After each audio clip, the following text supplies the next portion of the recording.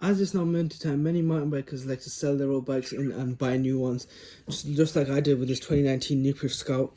I want to go through the steps and show you what you should do when you're looking for a used bike and when you go to view it. You want to make sure that you get a good deal and there's no hidden broken parts or maintenance or anything like that. So typically what I like to do is start at the front of the bike. So start in the cockpit with the controls. You want to test both brakes, make sure these are firm, they don't need a bleed, both sides. And then second thing you want to check is just make sure that the mounts aren't broken. No, the mounts aren't broken, there's no leaks around the hoses. The bars, they don't have any really big dents in them. The headset, this is straight, and you want to check the headset for play. Secondly, dropper post lever, if the bike has one, you want to make sure the dropper post works. So for the first big ticket item, the suspension fork, you want to make sure that the air cap's there, the adjustments, you want to, if you've got a lockout, you want to check the lockout, fully lock it out, make sure the fork doesn't compress, fully unlock it, make sure it starts to compress normally again. If you have low speed and high speed compression, you want to put all of those to full closed and full open and see if they make a difference. If they do, they're probably fine. Second thing you want to check is you want to check if there's any marks to the stanchions. So these, my fork has a couple of little scratches right there. What you do to check if these are safe is just run your fingertip over them, and you shouldn't be able to feel like a sharp lip on the edge of it. If you can feel a sharp lip on the edge of it, the fork is probably toast and the bushings inside are probably gone. Third thing you want to check are the seals. You want to make sure that they're not cracked. Like what you do is you'd move them like this, and you just want to make sure there's no cracks in them. And one of the really important things you should check, this arch behind the fork where the stanchions sort of like get hidden. You want to check there and make sure, because loads of crap gets in there, you want to check there and make sure that the stanchion color isn't fading. You want to grab a flashlight of some sort, so you can either use like a full-on torch or you can use your phone's light even, and you want to just check right back there, and you want to make sure that the color isn't fading off these stanchions. These are a little bit dusty, they're not scratched or anything, but they're a bit dusty, so you want to check back there and make sure that none of that color is fading. For Fox it'll look more like the silver color, and for RockShox it'll look like a sort of green or silver tinge right about there. Usually it happens as you come down the fork. You want to check the lowers, you know, they're not excessively gouged. Usually it happens right about there. This is just a paint mark, it's not actually gouged. Sometimes I've seen online like some people get dents in these stanchions right here and they start leaking, which is quite unfortunate, but it does happen, so you want to check that as well. Next thing, you want to check the brake mount and tighten, make sure these bolts aren't stripped or anything. So you want to just grab an Allen key and just tighten them a little bit, make sure they're not just completely slipping. And then next thing, you want to check the axle. I actually missed this when I bought this bike. You want to check the axle and make sure these aren't rounded, because if these are rounded, you'll have a hell of a time getting these out. It's just slamming Torx bits into them and stuff. Make sure those aren't rounded. If they are, you can either leave the bike if you wish, or ask to get a discount for this, because this is a real pain. While we're at the front of the bike, you want to check the hub bearings. So most bikes will have steel bearings there, which usually aren't adjustable. So what you want to do, one hand on the stem to hold the stem, and then the second thing you want to do is just grab the wheel, just rock it back and forth. You'll feel and sort of hear it like knocking a little bit. Usually this happens more to the back wheel than the front wheel, but we'll get to that. Just knock it around like this, make sure it doesn't have any play in it. And while you're there, just check the tires, make sure these have ample tread left. Like this is okay. This is okay amounts of tread. And then if I show you my other bike, this tread is starting to get a little bit low. There isn't much left on these middle knobs. That's the kind of thing you want to look out for. Last thing to check on the suspension fork is you want to go like so, have the bike up and grab the front brake, and at the same time put a hand right there where the bushing would be, and you want to just knock the bike like back and forth, and you'll feel in here, in this little bushing area right there, you'll feel if it's knocking or anything. And at the same time, if it's pad knock, you'll feel it more.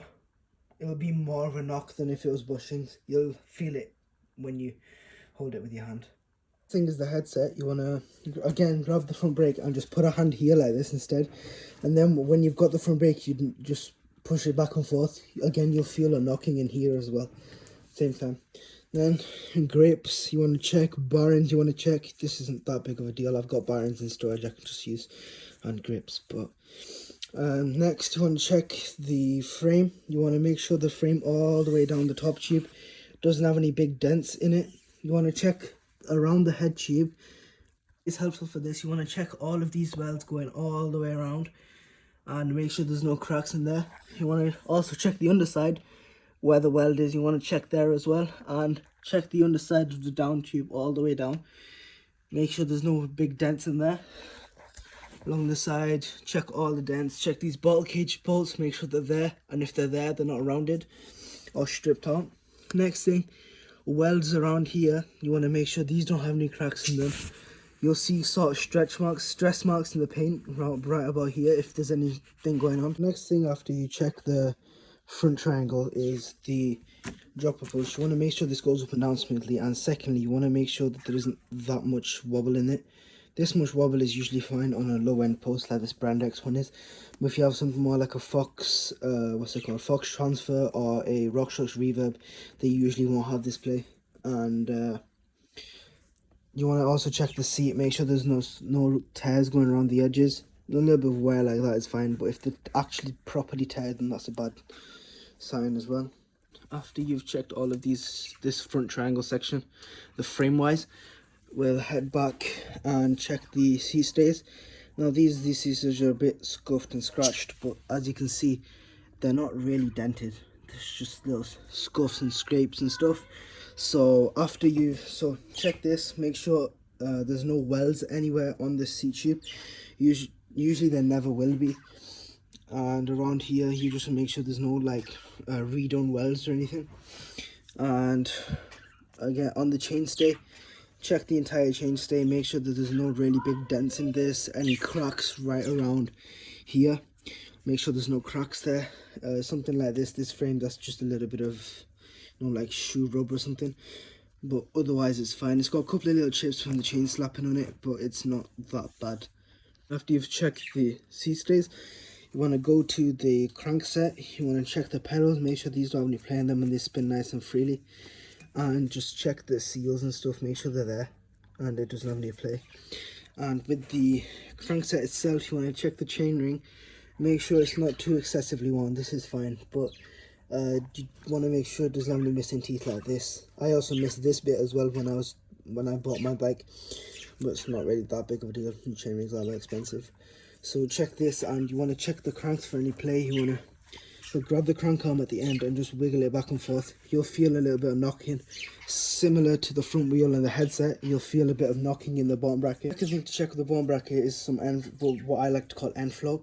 So you grab sort of the chaining section and you just put it back and forth like this, and you'll be able to feel if there's any sort of issues with the spacing and any missing spaces or something in the bottom bracket that's allowing the cranks to move back and forth. Check the crankset and the chainring. You want to check the chain. It's helpful to bring a chain checker along with you just so you can check if the chain's been worn out or not. And you want to go the entirety of the way along the chain. It's a bit tedious, but you want to check if there's any broken links or if there's any damage to the chain, so any bent links. This time you also want to check the derailleur pulleys. You want to make sure both of them that they don't have any missing teeth or they're not excessively rounded out. This one's on its way out, but it's got a little bit left in it. Next thing is this is a Shimano derailleur. You want to check the clutch, make sure that this turns on and off as it should. Like you can feel an increase in tension in the derailleur cage. And you want to just check for any obvious like damage to the derailleur. This has been scratched up a little bit, but it's not really dented and the derailleur is still straight. Along from this, you want to check the derailleur hanger and make sure that there's no it's not bent.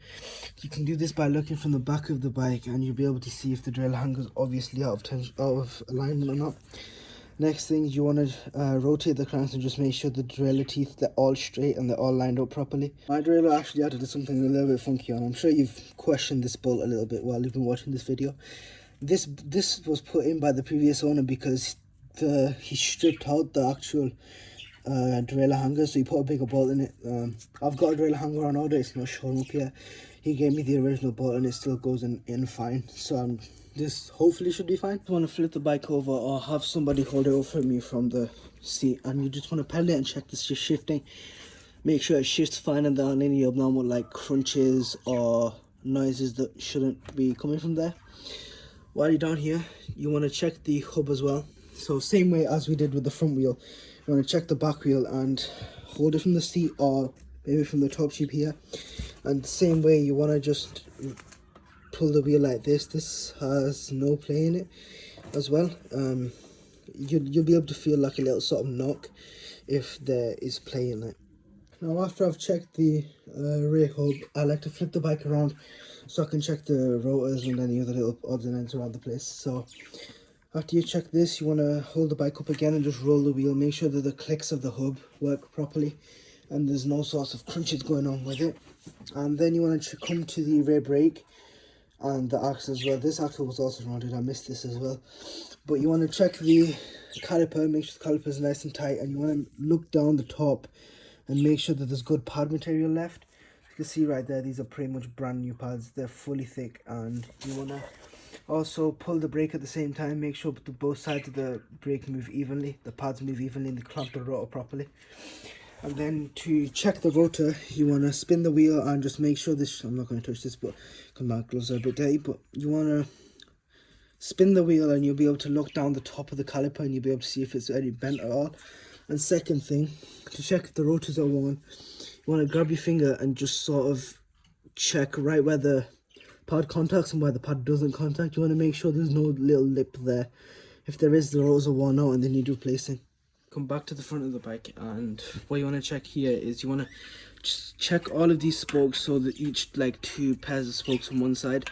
Check all of these as a pair on this side and the other side. Make sure that they're all around about even tension, and then spin the wheel and just look right through here. You'll be able to see if there's any bends to the wheel.